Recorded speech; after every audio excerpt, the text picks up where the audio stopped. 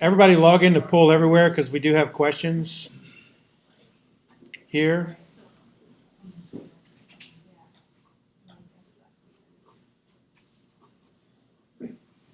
Poll Everywhere. Does everybody have that app installed on their phone? If not, you can go to a browser on your tablet or laptop or personal device. The login is Big Mikey. So the first question is going to be, what is your academic rank?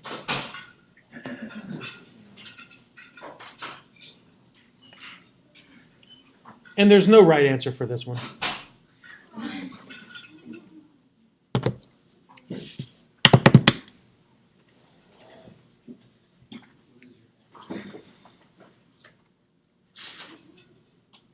So we need 1, 2, 3, 4, 5, 6, 7, 8, 9, 10, 11 results. I currently have 3.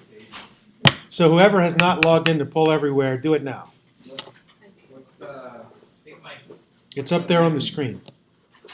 I think it's 1, 2, 3, 4. What's that? Are these in order? Like 1, 2, This is R1, okay. baby. R2 Too late, I can't. is my daughter there with her lab coat on. R3 is my son driving a Lego sports car. And R4 is a balloon animal elephant. Are those all your kids? Huh? Are those all your kids? Yes. Do you guys want to redo it? Does that car actually drive? Yes. Legoland in Florida. The Legoland here does not have a car.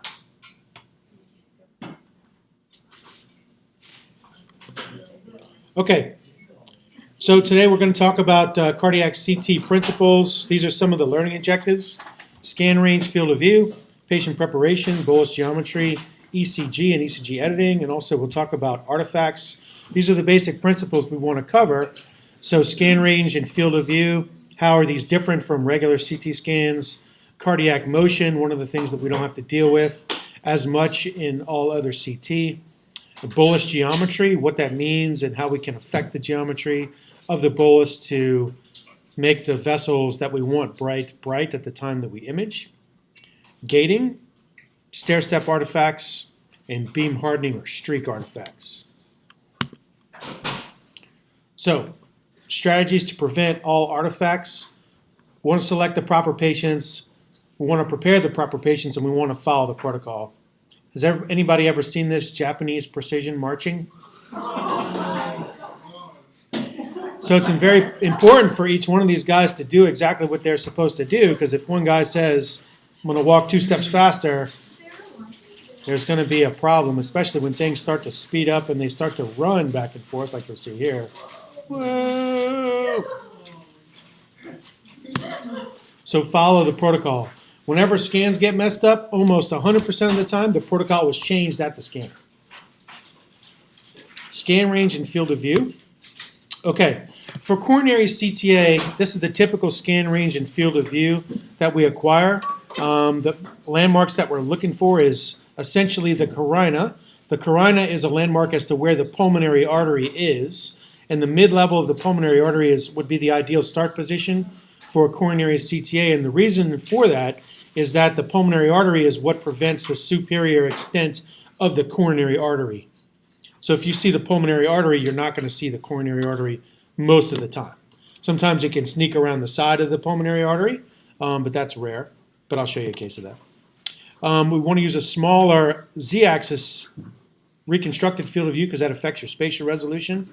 And we want to try to see the apex of the hearts, which can sit behind the diaphragm. So it's helpful actually to have a lateral topogram if you can, so you can see that lateral projection so you can see the bottom of the heart. If not, we do a slice on top and a slice at the bottom, just a preview slice to make sure we didn't crop any anatomy that we didn't want to leave out of our picture. For bypass graph analysis, we have to extend the scan range to cover the left internal mammary artery and the right internal mammary artery, the lima and the rima. Those are frequently used for bypass graft. And then if we do a chest pain study or a triple rule-out study, that also includes a PE-CT and an aortic dissection rule-out. So we have to include the entire aorta and all of the lungs because that includes all the pulmonary artery. So you basically have to do an entire chest when you do that. Just to review again, so here's a coronary CT. We'll see the scan range basically cover the bottom of the heart. As we go down here, you see the green line here. So we go through the base of the heart, and that's all we need to cover. We don't really need to cover the chest base because we're not doing this for lungs. This is just for cardiac CT only. Here's the scan range and field of view for bypass graft analysis. So we want to include the lima and the rema. So here's the lima here, and here's the rema. Left internal memory, right internal memory. So we can use pretty much the same field of view. We just have to make sure we don't crop the lima and the rema. Also, if patients have had prior bypass graft analysis, you want to include those in the field of view as well. Typically, if you get the lima and the rema in their native positions, you're going to get the other bypass grafts. For a triple rule-out, it's basically a complete chest. Let's see if anybody can pick up the bonus finding. Anybody see it? Right, aberrant. You guys are smart. Good job. Okay. So even if we do a triple rule-out scan, you have to have a small field. You have to have two recon jobs. You have to have a small field of view recon job for the coronary arteries, and a big field of view recon job for the pulmonary vessels. The coronary arteries need the best possible spatial resolution that you can get, and we'll go over that in a minute. So just keep that in the back of your mind. So we do what's called control scans. This is to check our scan range. Ideally, we want it to be, this would be at the top of your scan range. So this is an example of a nice top of the scan range. So we see the middle of the pulmonary artery here. No coronary arteries in the field of view. Here's a good example of the bottom of the scan range where we don't see the apex or the mediastinum. We see a little bit of mediastinal fat here. Outside of that, it's all abdominal organs. So this would be a good scan range. Here's a bad scan range. So we see we're too low. We're well below the carina, and we're actually below the left pulmonary artery here, which is out over here. So we're past the main pulmonary artery going into the right ventricular outflow tract, and we can see the coronary artery. So if you see the coronary artery there, obviously you're too low. We don't want to crop the left main. That'd be the worst possible thing you can do. If you do, you have to rescan the patient. So here in this particular scan, we reposition the scan range. This is another scan where the scan range was too low. Here we see part of the coronary artery sneaking along the side of the pulmonary artery, and we cropped right through the middle of the LAD here. Okay, back to the field of view issue. So the reconstructed field of view is the in-plane reconstructed field of view. And with CT, you're limited by your matrix size. On almost all CT scanners for routine clinical workflow, your matrix size is 512 by 512. So what controls the pixel resolution is the reconstructed field of view. That's going to control the pixel resolution. So for example, if your reconstructed field of view was 512, your pixel resolution, centimeters, your pixel resolution would be 1 centimeter, right? So we multiply our field of view times that number to give us you divide the field of view by this, and that's going to give you the pixel resolution. So for CT scanners, the pixel resolution is going to be between 0.25 and 0.5 or so. So that means we have to use a field of view that's half of what we normally use to get to match the pixel resolution to the spatial resolution of the scanner. So let me just say that one more time. On all routine CTs, chest CT, abdomen CT, where you're using a large field of view, you have given up more than half of your spatial resolution just in the in-plane reconstructed field of view. So for troubleshooting reasons, if you're not sure if some structure is going into a structure or there's a small vessel, you can always go back and reconstruct a smaller field of view and get the better spatial resolution, which is there in the raw data, just waiting for you. It just hasn't been accessed. Also, you need to use the smallest slice thickness, or you're going to have volume averaging, and we'll show some examples of that. So this is what it looks like for a 160 field of view. This is what it looks like for a 320 field of view, so cut it in half. Then if we zoom it up to the same range, you can start to see differences in the spatial resolution. So we're going to zoom it up here again. So now you can see this one looks a little bit smoother, a lot smoother actually than this one. So it should have half the noise because the voxel size is twice as big. Okay? So if you look, there's a little plaque on this side. It's a little less easy to separate than on this issue, than on this smaller reconstructed field of view. Okay, so questions. What is CT scan parameter? We got to fix that. Has the greatest effect on improving the temporal resolution? Is it pitch, rotation speed, half scan reconstruction, or tube modulation?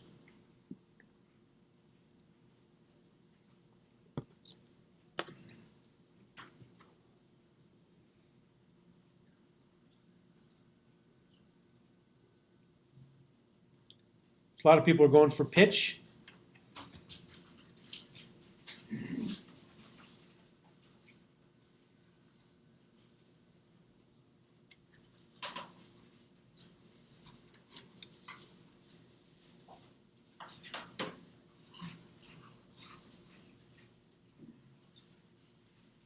So half scan reconstruction, this is the wrong answer. So it should be rotation speed. So the faster your rotation speed is, it's basically the rotation speed is analogous to the shutter speed in a camera. So the faster you spin the gantry, the faster, in order to reconstruct an image, you have to rotate 180 degrees of projections around the patient. So the faster you can do that, the faster you can build your image. With a dual energy scanner, that allows you to do a quarter scan reconstruction from each different detector, array, and X-ray tube system. That cuts your temporal resolution again in half. Pitch does not affect your temporal resolution, your slice temporal resolution. It would affect the overall temporal resolution of the scan, as long as how long did it take to acquire the scan. But that's not going to help us in freezing motion artifacts. Tube modulation is a way to save radiation dose for parts of the cardiac cycle that we're not going to use. So parts where the heart is moving a lot in systole, that's not a part where we want to have high MA. So one of the techniques to reduce radiation is to drop the tube output. Okay, sorry about that. Okay, next we'll talk about cardiac motion. Cardiac motion is the most detrimental artifact of cardiac CT. This is an image where I've reconstructed every phase, every 1% of the cardiac cycle, and slowed it down a little bit just to give you an idea of the phases where the cardiac motion is minimal. So there's two sort of quiescent phases. One is at the end of systole during the T wave, where the heart has beat, squeezed all the blood out of the LV, and has yet to start to fill again. That's one phase. Another phase is in late diastole before the atrial kick. So you can notice if you look at the right coronary artery, there's two parts sort of here, and then again here, right there actually, where the coronary looks clear. And those are the parts we're going to try to target. So the two problems with motion is dealing with high heart rates and also heart rate variability. The higher the heart rate, the shorter the diastolic segment is. The more heart rate variability you have, the harder it is to time that part of the cardiac cycle. So one of the strategies is to control the patient's heart rate. Ideally, we'd like to have a heart rate in the 50s. Now we have newer CT scanners that don't even require beta blockers, and you can do patients with heart rates over 100, even though you still do get better scans if you have some beta blockers on board. It's not necessary anymore with the newest modern CT scanner, which we just got installed last month. It's called the Force. Okay, for heart rate control medications, we use beta blockers primarily. Oral gives you better beta blocker control with less heart rate variability. The rule has been that everybody gets some no matter what their resting heart rate is. Once you inject contrast into patients, has anybody here got contrast injected before? I have, and it feels like, if you ever heard one of the techs describe it to a patient, they say it feels like fire going through your body and it feels like you're peeing down the side of your leg. I can attest to these facts both being true.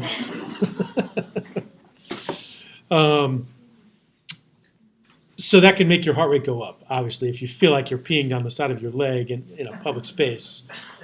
Not something that would keep your heart rate normal.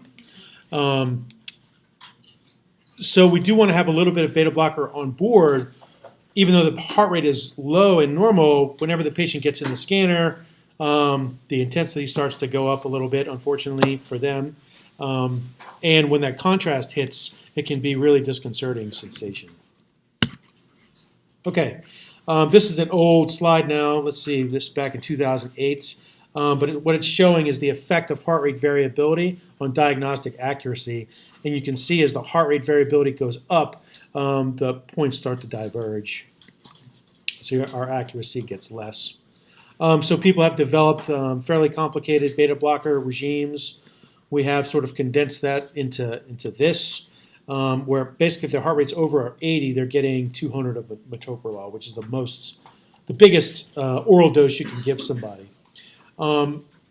Whenever asking the OR to give them big doses of beta blocker, not the OR, the ER, big doses of beta blocker, or on the floor if it's an inpatient, sometimes they get nervous because they're not used to starting patients off on a new medication at such a high dose. But what they're not thinking about is that these patients are monitored the whole time. It's not like we're giving them 200 of metoprolol and then say, okay, go drive your car and hope you don't pass out. That's not the case here. It's a very safe medication. I think we had one patient have a vagal reaction, but that was with IV metoprolol. So we've had no patients that had any reactions to metoprolol. I haven't anyway in 10 years. You do want to make sure that their blood pressure can tolerate the decrease.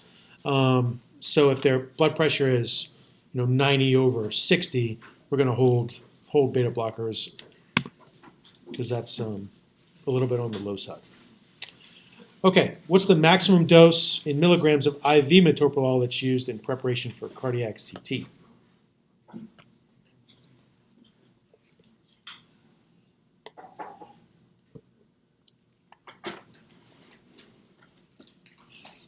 Feel free, anybody, to answer. Nobody has answered yet. It's not open? It says it's open. Try it again.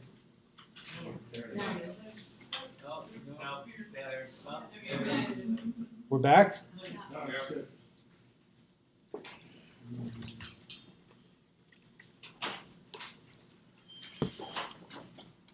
So we're all over the place. So 30 is the magic number.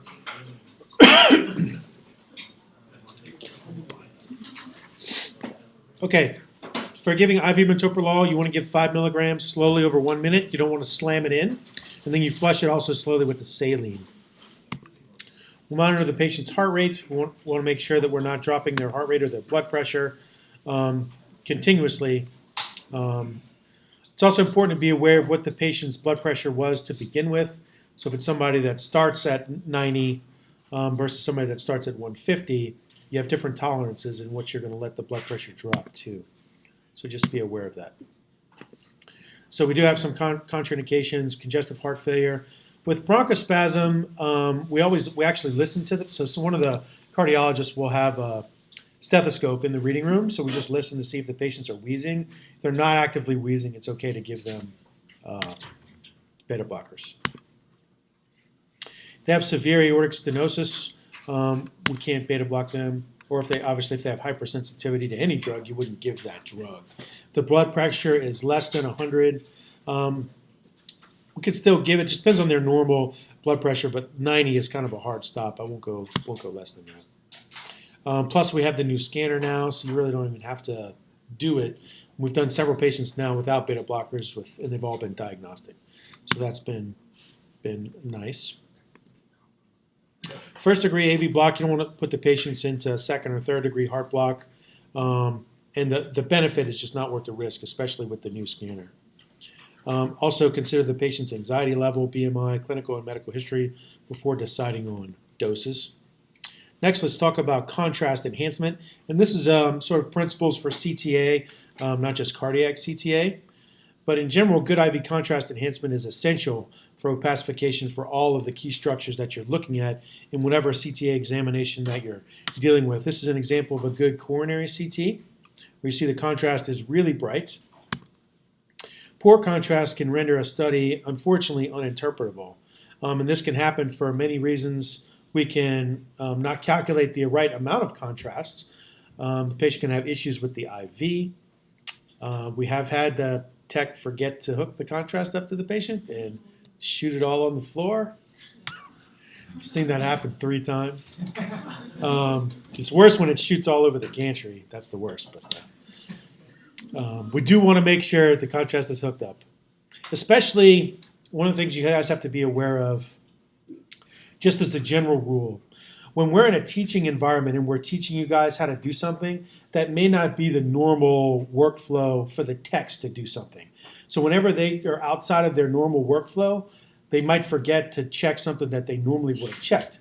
And so whenever I like the times that I've seen this happen, there's been an extensive discussions at the CT scanner. There's been a lot of issues with dicking with the protocol. Sorry about the slang.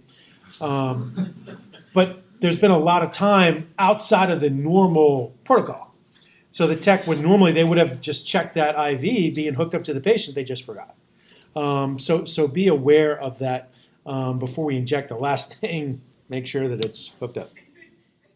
Okay, minimum, we would want 300 Hounsfield units. So if you look at this, this is probably, it's definitely over 300, probably getting close to 400 or 500 Hounsfield units here, which would be great. So good, higher is better up to a point.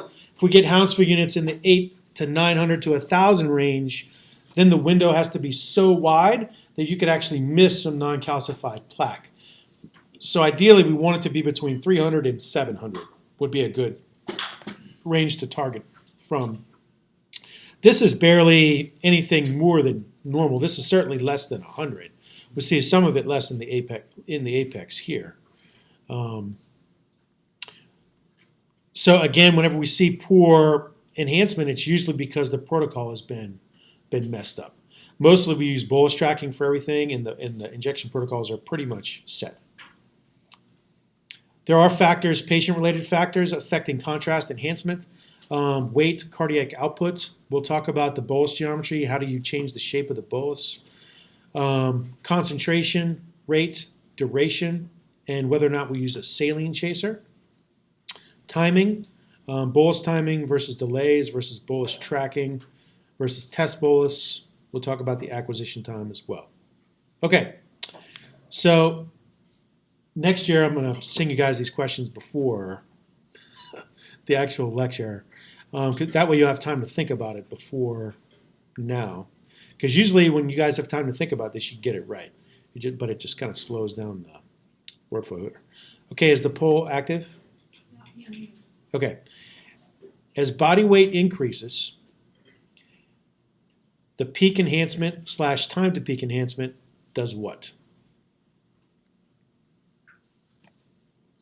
And the way you can think about the body weight is the body weight is a surrogate for blood volume.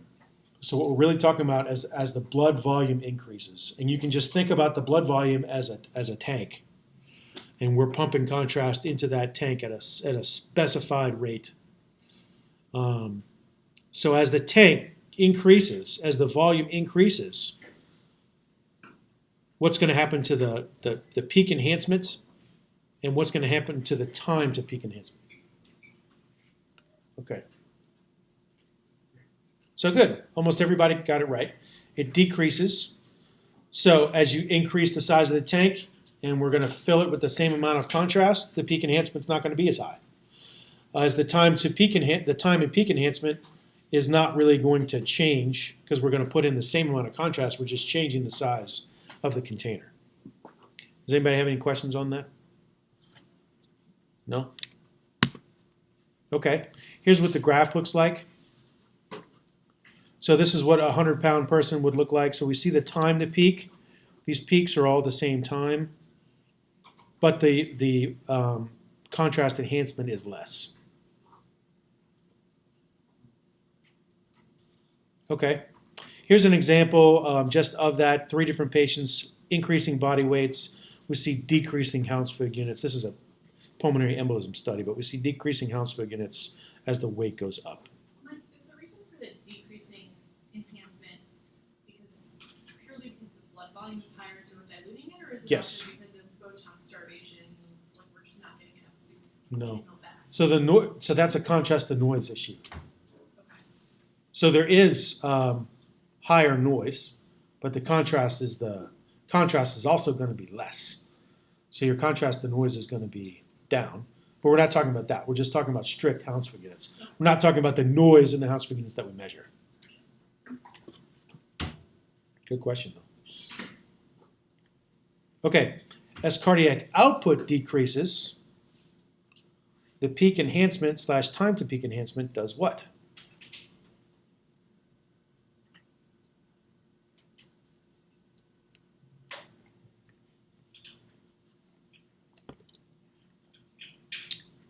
So now we have a tank. We're putting contrast into that tank. There's a pump in the tank that's pumping the contrast out. So if that pump sucks, at pumping the contrast out, what's going to happen to the peak enhancement? So if we're not able to get rid of the contrast very quickly compared to normal, is it going to go up? And is it going to take longer to get to that value?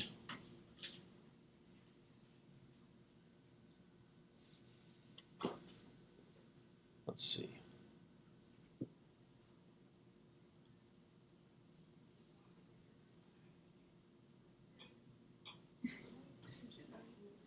What's that?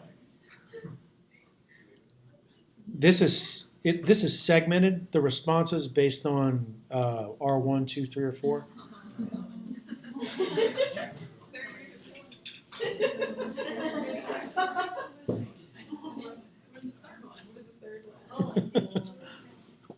Does anybody have any questions on this one, on this principle? So we'll review the curve. So here's our normal baseline cardiac output. We see contrast enhancement go up to about 250 Hounsfield units. And we can see as the cardiac output drops, so to pump the contrast out of the heart is getting worse, but we're still putting in at the same rates, the enhancement is going to go up. And a great example of this, has everybody rotated through the ED yet? Well, I guess the first years haven't, but have you ever read a PECT that you have to read on bone windows? Huh? Those are usually people in heart failure. They're not pumping the contrast out. The PECT studies, the ones that are usually catching the bolus as difficult, where the bolus is not good, are usually young women that have normal cardiac outputs, but their heart rate is high because they're nervous or they're in pain or whatever. So their stroke volume's through the roof. So they're pumping the contrast out of the heart as soon as we're putting it in. So that's sort of the two challenges in PECTs. Anybody have any questions on this one? No? Okay, next one.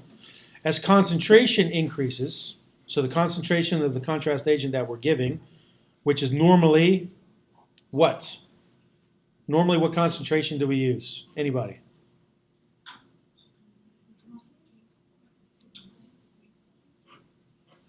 Nobody knows? So normally we use 350 for everybody else, but in vascular we use 370 because we're just that much better. Well, we would use 400 if it was available, but 400 is not available. It's only available in Europe because you really get that bonus of you pay a little bit extra more for that contrast, but otherwise you don't have to inject it is in as high of a rate to get higher contrast opacification. Okay, so let's see what we got here. Okay, So as the concentration increases, the peak enhancement increases, but the time to peak decreases. So we're putting when we increase the concentration and the rate's the same, you're essentially putting the iodine in at a higher rate. So your iodine flux has gone up. So if it goes up, you're going to get there faster. You're going to get to the Hounsfield unit number that you're measuring faster. So the time to peak goes down. Does that make sense? The volume of contrast is decreased to balance the concentration increase. The amount of iodine is If we decrease the rate, we didn't. We didn't decrease the rate. We just increased the concentration. So if the rate is 1 ml per second, and we're injecting 370 milligrams of iodine per deciliter at 1 ml per second, and we inject one for 1 second, we've injected 370 milligrams of iodine, right? If we inject a concentration of 400 milligrams of iodine per second, we inject that for 1 second, we've injected 400 milligrams of iodine instead of 370. Heat is also correspondingly high. So the time should stay the same. No, the peak enhancement, if you used varying concentrations, the time to reach that peak is going to be less because you don't have to inject as much. So everything else has to be the same.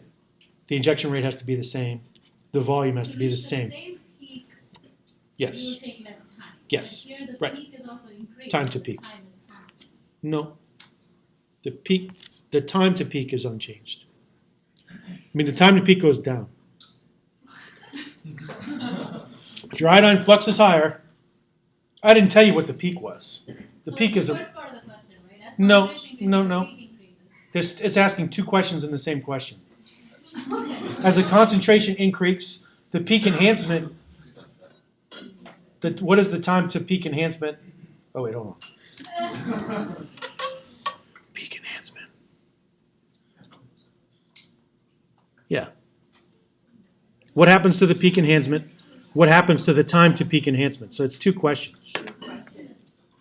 Sorry about that. So as the concentration increases, the time to peak enhancement does what? It So as concentration increases, to achieve the same peak enhancement, you would need less time. time to peak enhancement. This question is messed up. No. As the concentration goes up, your peak enhancement goes up. Everybody listen. As the concentration goes up, your peak enhancement goes up for the same volume of contrast. Okay? As the concentration goes up, the time to reach peak enhancement decreases because you're increasing it at a different rate, at a higher rate.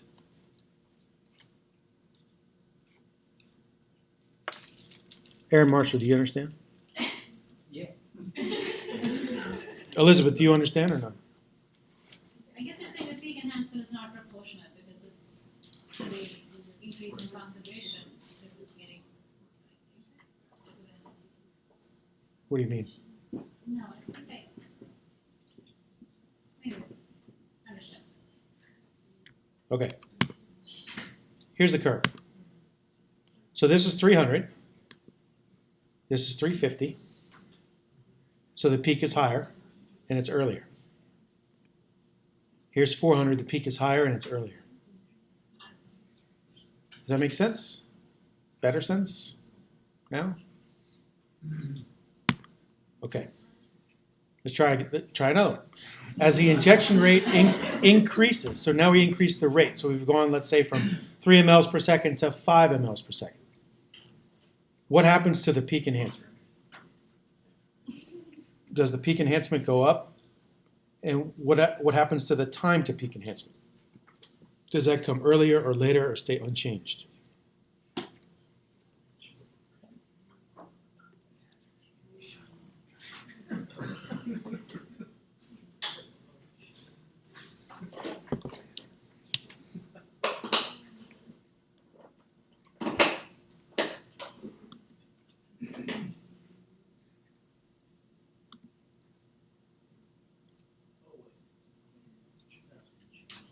So as the rate goes up, the peak enhancement goes up. And we're going to get there sooner because we're injecting a higher iodine flux. So here's a 1 ml per second injection. So we're barely getting to 150 Hounsfield units with that. Here's a 3 ml per second injection. We're at 250. Here's a 5 ml per second injection. Here we're at 350. So the peak is earlier and it's higher. Elizabeth, you understand? Yes. Good. All right, we got another one.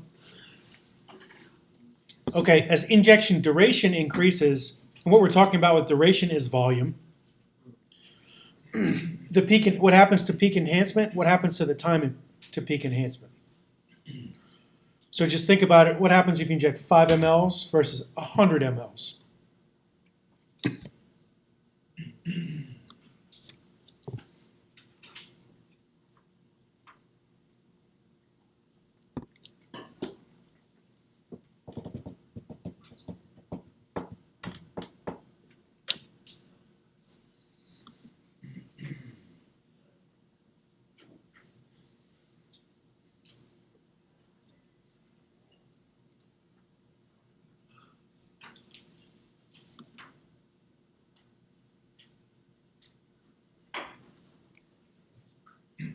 So about 50-50. Okay, so let's look at the graph. Here's a 1 second injection. So the Hounsfield units are just not going to go up very high. So as you increase the volume, we can see that the peak of enhancement is going steadily up, which makes sense, right? But also notice that the shape of this curve is the same because the rate is the same, right?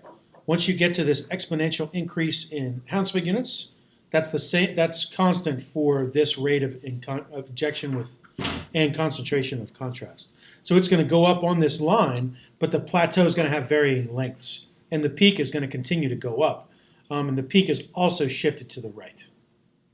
It just takes longer to get the contrast in. Does that make sense?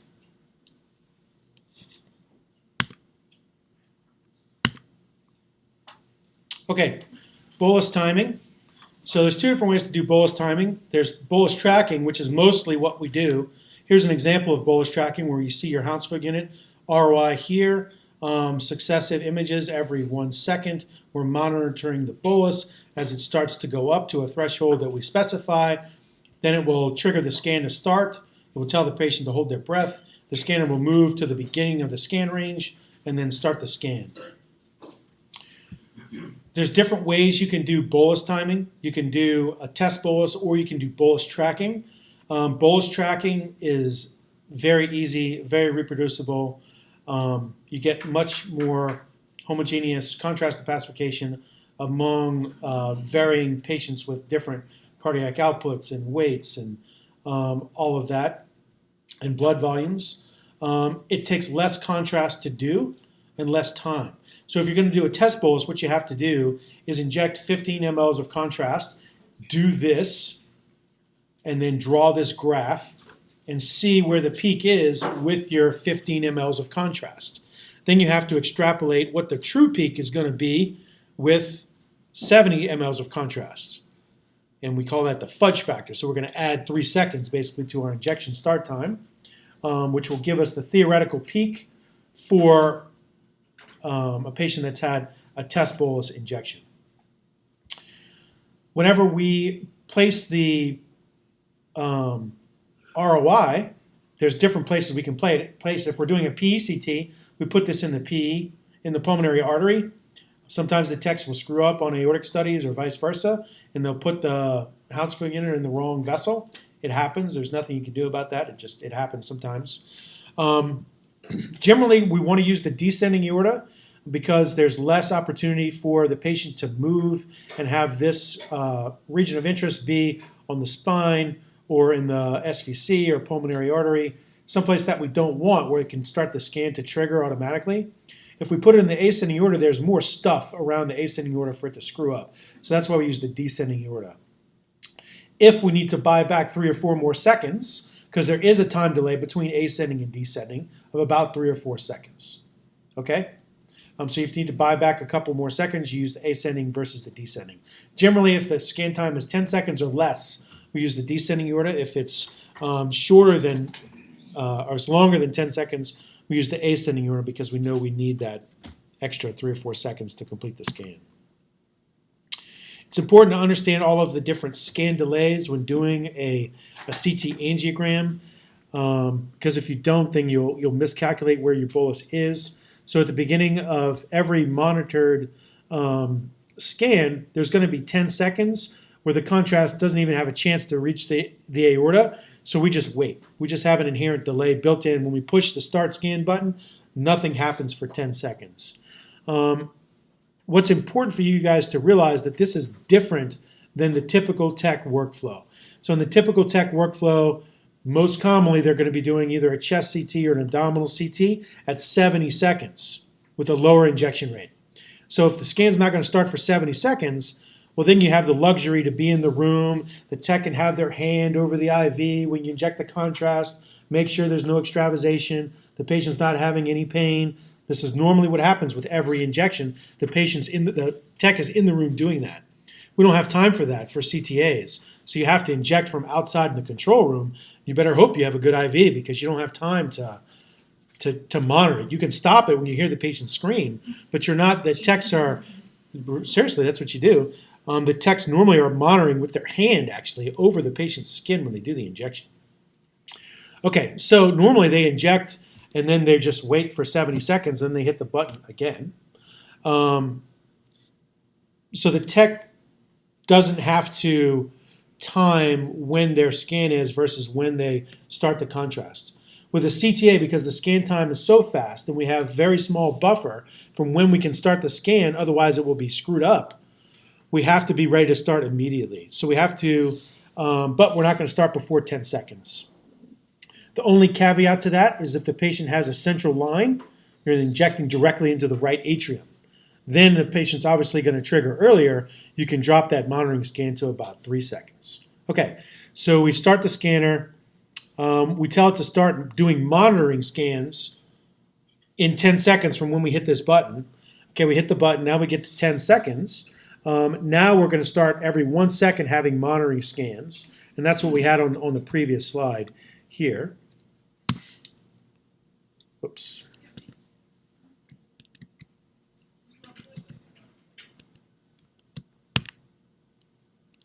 Sorry, it's got to play through to the next build. Can I just ask a question? Yep, So the whole purpose of those 10 seconds is to basically save the patient radiation. exactly. Yep. Because otherwise you're just giving them a scan through the same part of their body every second for no benefit. Okay, so when our scan triggers, it'll trigger somewhere in here, right, depending on where we set our Hounsfield unit threshold, somewhere between 100 and 150 usually. Then it will start the breathing instruction and it will move the table, and that takes about 5 seconds. Okay?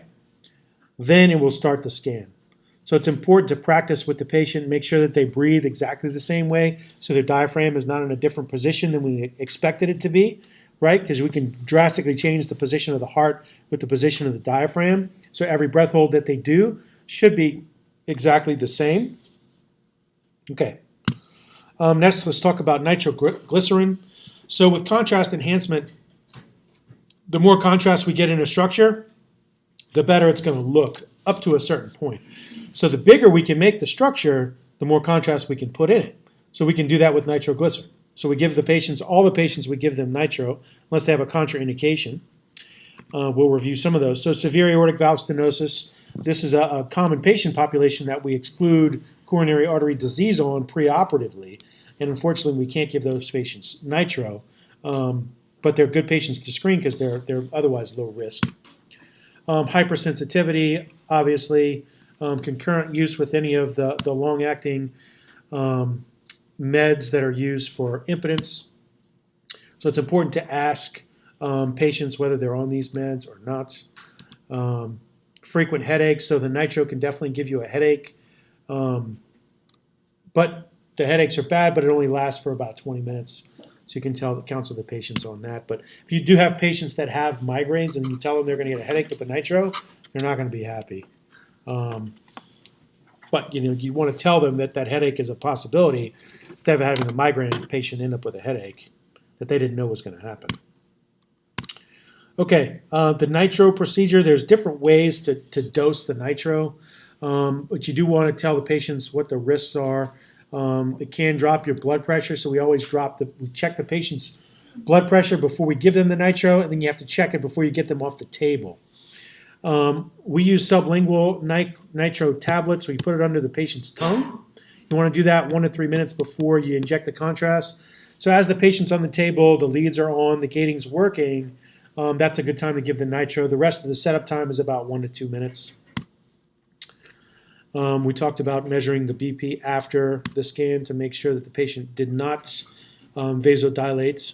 Want to make sure they feel good when they sit up, because you don't want to have to do a head CT on your patient when they fall over and crack their head. If we look at the effects of nitro, so this is a study that was done where they scanned patients pre and post nitro, and you can see the effect in the diameter and also the volume of the coronary arteries with nitro. Here's an example of images. So the top is without nitro, the bottom is with nitro. So we can see the branch vessels, more of the branch vessels and the caliber of the vessels are bigger. Okay, stair-step artifacts are possible because of what CT acquisition type?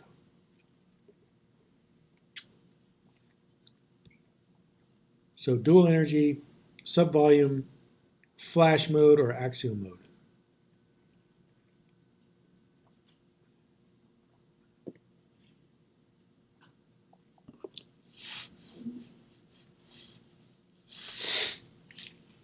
All right, let's see what people are saying.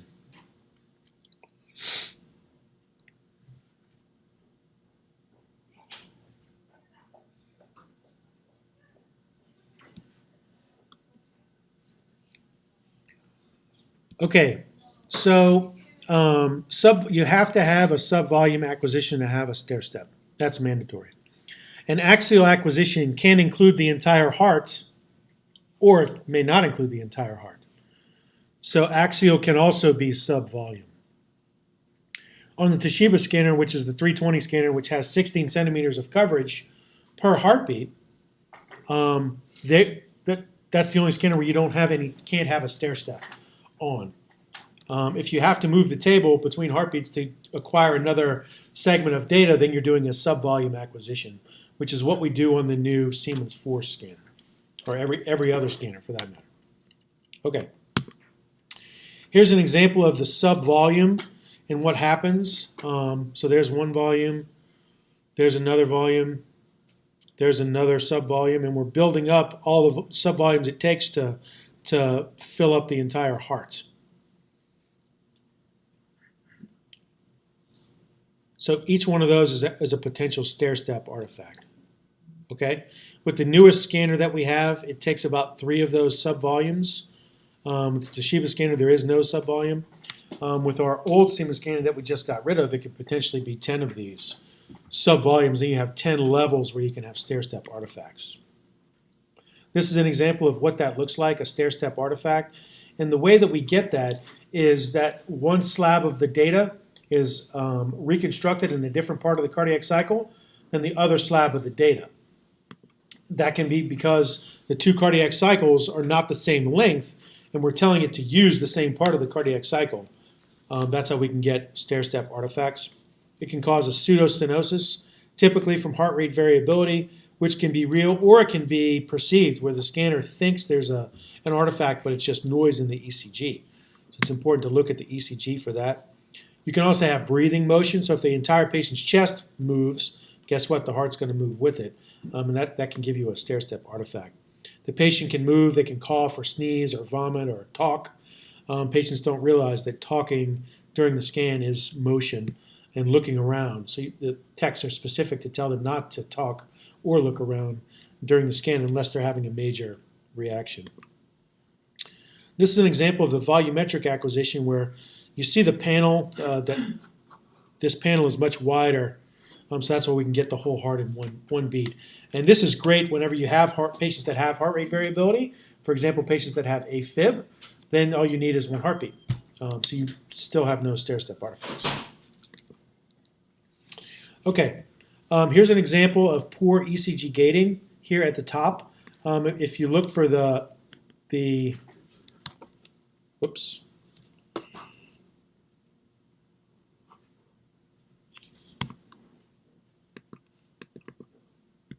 Sorry. Okay, so if you look at the top here, and you're trying to identify which of these peaks is an R wave, well, good luck. And if you have a hard time doing it, the scanner has no chance. Because the scanner is just looking at amplitude. Anything over a certain amplitude, it's going to think is an R wave. It's not any more sophisticated than that. So it's important to have good amplitude. And to do that, you have to shave the patient, make sure the leads are on nice and tight. Here's an example of good gating where we have a nice high R wave peak. Here's another example of really good gating, nice high regular R wave peak. Just to show you what we're looking at here. This is an example of the trigger card on the CT scanner after a scan's been acquired.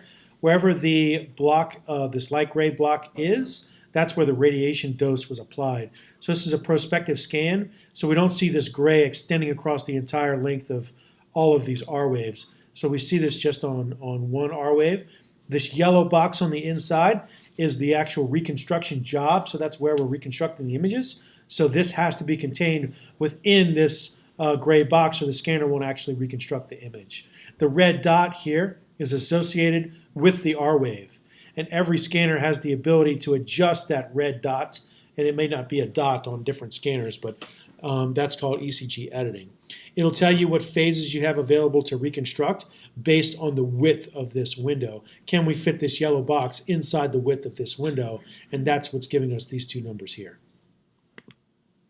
Here's an example of bad gating where we see that the R wave peak is actually inverted and low amplitude. It can deal with inverted peaks, but not with low amplitude ones.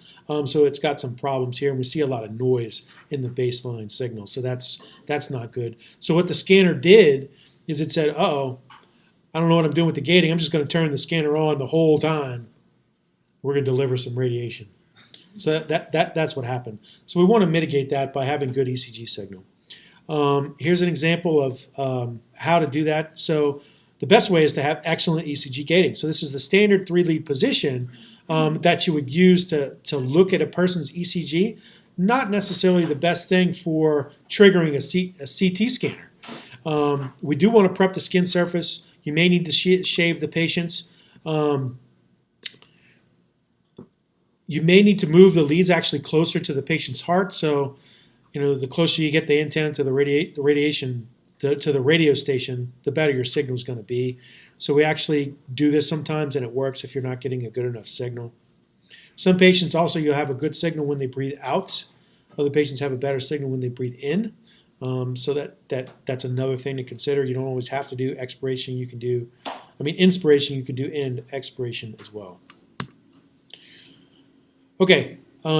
Here's an example of some ECG editing or troubleshooting. If we take a look at this case, we see that there's pretty wide beat variability. So the minimum beat was 48, the maximum beat was 78. So between these two beats, we had 30 beat variability. So that can be a problem. So the first thing you do is you set the phase to 0, and that's basically putting the reconstruction job right on the R wave, so we can quickly see that did the scanner pick the right R wave or not. We can turn off R waves or we can add R waves if we need to.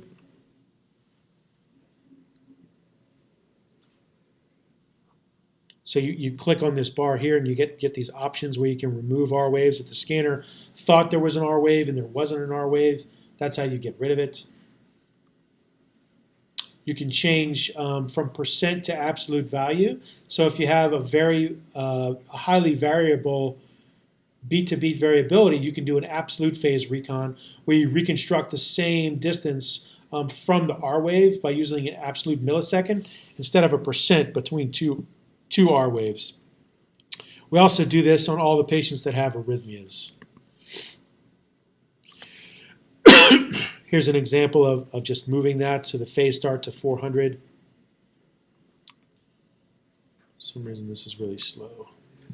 Okay, and this is what we get. So ECG editing before and after the scan. So here before, just in this slab, we reconstructed the phase where the velocity of the aorta is the highest. So we see sort of a double aorta, this shadow here. And after ECG editing, we can make it look like this. So, and you can do this on virtually every scan that's been gated. If it starts out looking like this, we can always get this. We just have to play with the ECG in order to make it look that way. Stair-step artifacts, breathing motion. The way to tell the difference is to look for a stair-step in the patient's sternum. So that won't happen with cardiac motion, but that will definitely happen with breathing motion. If you see a break in the spine, then the whole patient has moved. So the patient I have with that is crying during the scan. The other one is the patient actually vomited during the scan. Okay, so patients have to be able to follow instructions. If they can't follow breathing hold instructions, they're not a good candidate for CTA. And they should be able to breath hold for 15 seconds. So coaching the patient and practicing the breath hold is invaluable. Same thing with patient motion. If you have a patient that can't tolerate breathing instructions and can't listen and follow directions, well, we don't want to do CTAs in those people, because the chances of having a non-diagnostic scan go up. Okay. The deleterious effects of stair-step artifacts can be mitigated by changing the reconstruction algorithm, using iterative reconstruction, reconstructing thicker slices, or changing the reconstruction phase.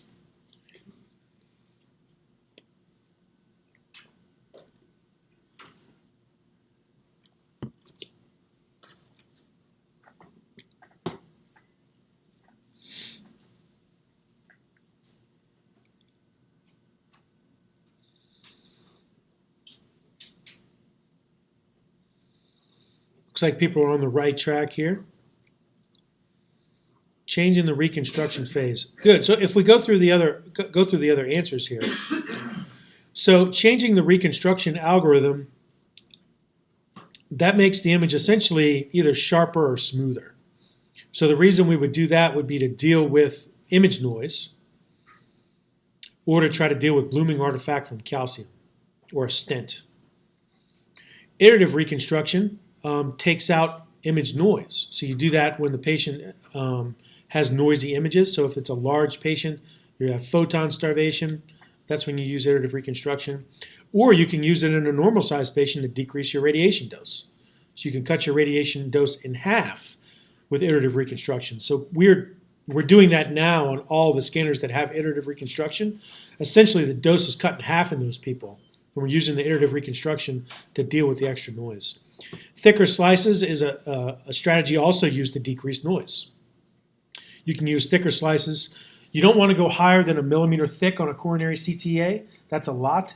Generally, we're reading these in 0.5 millimeter slices.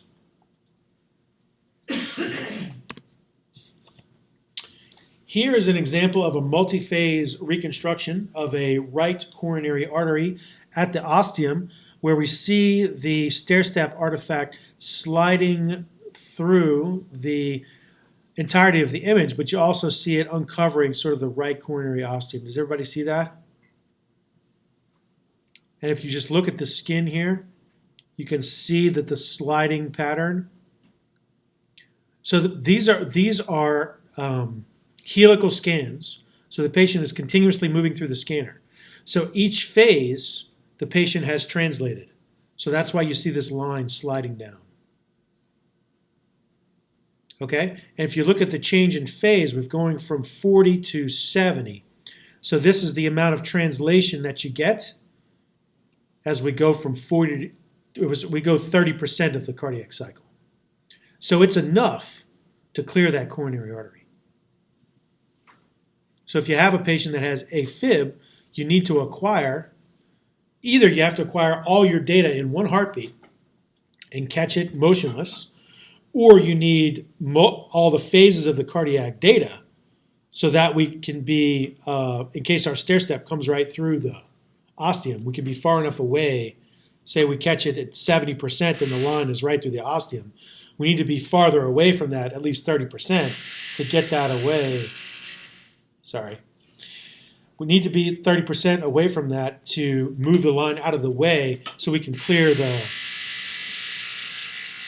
Mexican food last night. Does anybody have any questions on this? No? That's awesome. Okay, beam hardening and streak artifact. So beam hardening and streak artifacts can cause from any dense object overlying the patient. This particular patient has had prior bypass surgery, so we see metal clips from the bypass grafts. So when you take a venous graft from the leg, it's got side veins draining into the graft, right? So you have to clip those side branches off, otherwise you leak blood all over the place. So that's why we have these metal clips on the bypass grafts. So the strategy in dealing with streak artifact is decrease any potential streak artifact.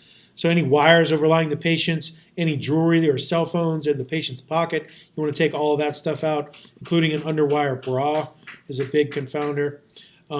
Any additional leads, so if the patient's an inpatient and they had a 12-lead ECG, just that one lead can cause streak artifact, which can go right through your coronary artery. Make sure the wires from the patient's monitoring leads are not coiled over the heart. So if we look at this patient, you can see that there's streak artifacts sort of filling the aorta, but if you look a little bit closer, we rescanned the patients, and there was a dissection that was missed. So you can see here the dissection flap starts right at the ostium of one of these bypass grafts. So that's why gating is important. Okay, another question. The saline chaser, ... is a fun college activity, decreases the volume of contrast, decreases the peak enhancement, requires a dual head injector.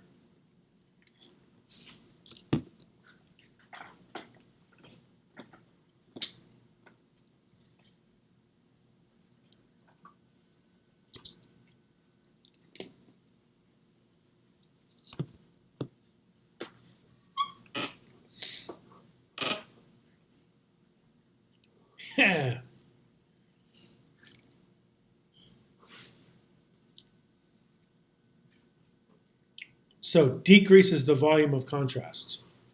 So you can use 20% to 40% less contrast because you use a saline chaser than you can without the saline chaser. Saline chaser increases the peak enhancement because it makes the bolus tighter. You do not have to have a dual head injector. So the way you would do it is you would front load in the saline and then the contrast and then have it sit so the contrast falls to the bottom of the injector head. Contrast is much heavier than saline, so you just let it sit and the contrast will, like blood, it will fall to the bottom. That's how you used to do it in the days of single head injectors. Beam hardening and streak artifact. So here's why we want to get rid of that. The streak artifact from dense contrast in the right atrium can go right through your right coronary and make it uninterpretable. So the strategy is the saline chaser. Everybody has dual head injectors now. The workflow is the same. I mean, there might be a little bit more cost with using the extra head and the saline, but it's minimal compared to the gains that you get from using 20 to 40% less contrast and better enhancement. So in summary, heart rate control limits motion artifact. ECG gating, high amplitude is key. Nitro gives you a better quality angiogram. We always tailor the imaging parameters to the patients. Most of that is done automatically now. The MA and the KV is all done automatically based off the patient's topogram.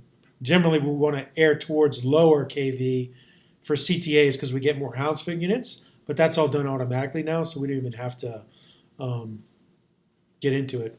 Field of view selected for the application, so it's important to not only scan at the right field of view, but reconstruct the right field of view as well. Contrast dense opacification requires rapid injection followed by saline. Great gating just always makes things easier.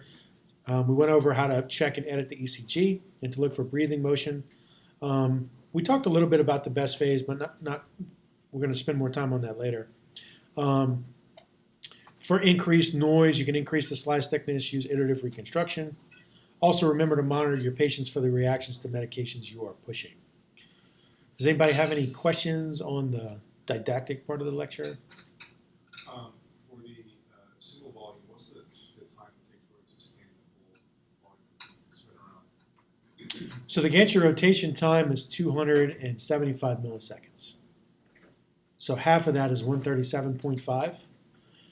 So it's technically 137.5. That scanner does go more around the patient than a half gantry rotation because it has this cone, this big wide fan angle beam. So it needs more data to correct for the cone beam artifact. But ideally, it would only be 137.5 seconds, but it's actually a little bit longer than that.